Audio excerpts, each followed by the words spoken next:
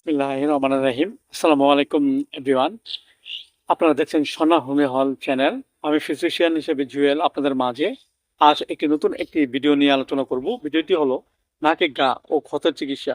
Everyone, এটি একটি গুরুত্বপূর্ণ একটি ভিডিও। আমাদের হিউম্যান বডিতে নাকে ঘা একটি চর্মরোগ এবং এই রোগটি হওয়ার বিভিন্ন কারণ হয়ে থাকে। এর মধ্যে উল্লেখযোগ্য কারণ হলো অনেক সময় আমাদের মাঝে ঘন ঘন সর্দি কিংবা ঠান্ডা লাগে। এর ফলে অনেক সময় আমাদের মাঝে নাকে ঘা হয়।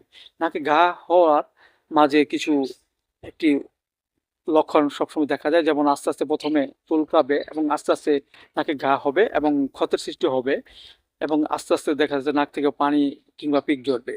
আবার উপযুক্ত দুজনিত কারণেও আমাদের মাঝে এই নাকে ঘা রোগটি হতে পারে। সেবার এই রোগটি আমাদের মাঝে হলে আমরা কিছু করণীয় বিষয়গুলো জেনে সুস্থ হতে পারি। যেমন দেখা যাচ্ছে যে একজন ব্যক্তির এক এবং উভয় নাকে ঘা হয়েছে এবং চুলকায় এবং ক্ষতের সৃষ্টি হয়েছে, এসব যে লক্ষণগুলো, সেই লক্ষণ অনুযায়ী আমরা হোমিওপ্যাথি একটি ওষুধ খেতে পারি। সেটা হলো ল্যাকেন 30 আমরা 2 ফোঁটা করে সকাল এবং বিকেল 2 বার সেবন করতে পারি।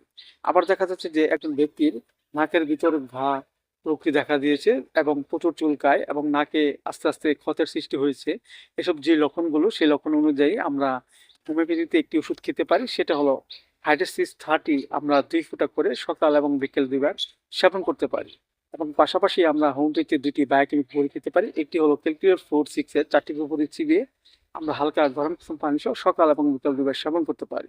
এবং বায়োকেমিক বড়ি স্যালিসিয়া 6 এর 4টি বড়ি চিবিয়ে আমরা হালকা গরম পানি সহ সকাল এবং বিকেল 2 বার সেবন করতে পারি।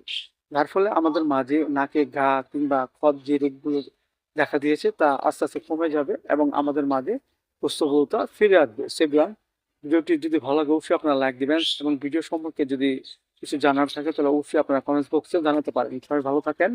Thank you so much.